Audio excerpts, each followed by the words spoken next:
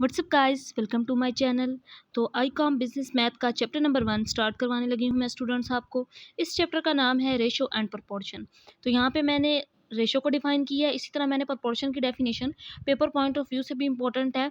Paper में short question आ जाता है, what is ratio, what is proportion. तो इसकी डेफिनेशन यहाँ पे मैंने 2 लिखी है, आप दोनों में से कोई एक कर सकते हैं। फर्स्ट डेफिनेशन है, when the relation between two numbers A and B is expressed in term of a quotient. Quotient means के डिवीजन ए ओवर बी, ये दो नंबर्स ए और बी जब क्वोशंट की फॉर्म में लिखे जाएं, such a relation is the ratio. इस रिलेशन को रेशो कहते हैं। From one number to another number, एक नंबर से यानी कि ए से बी तक का जो रिलेशन है, ये क्वोशंट जाहिर कर रहा है रेशो को।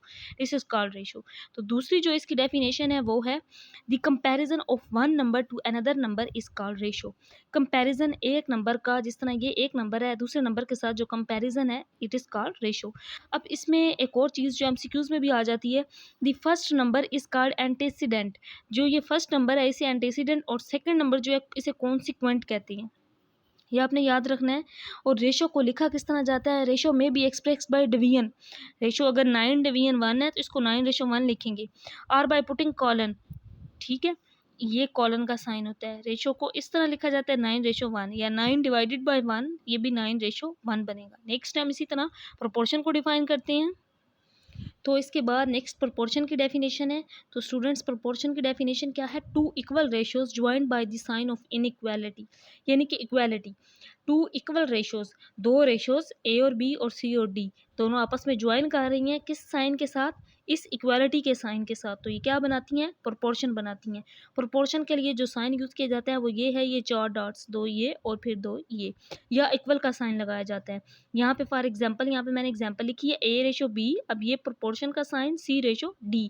अब इसमें एक और बात जो याद रखने वाली है, एमसीक्यूज में पूछी जाती है, A और D एक्सट्रीम्स कहलाते हैं। ये दोनों वैल्यूज़, यानी कि ये A और D, ये वाली दो वैल्यूज़ ये कहलाती हैं एक्सट्रीम्स, और B और C जो हैं, और बी और सी, ये दो वैल्यूज़ मीन्स कहलाती हैं, ये एक्सट्रीम कहलाती हैं। तो इनको लिखते किस तरह हैं, अब इसी को रेशो को ख़त्म करें तो A/B इस प्रोपोर्शन की जगह इक्वल और C/D इस तरह लिखा जा सकता है। अगर क्रॉस मल्टीप्लाई करें इसको इसके साथ और इसको इस टर्म के साथ मल्टीप्लाई करें तो AD और BC बन रहा है।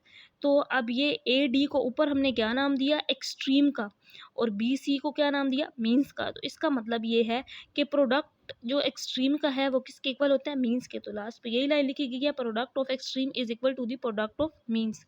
तो नेक्स्ट लेक्चर में इसकी एक्सरसाइज के क्वेश्चन स्टार्ट करेंगे।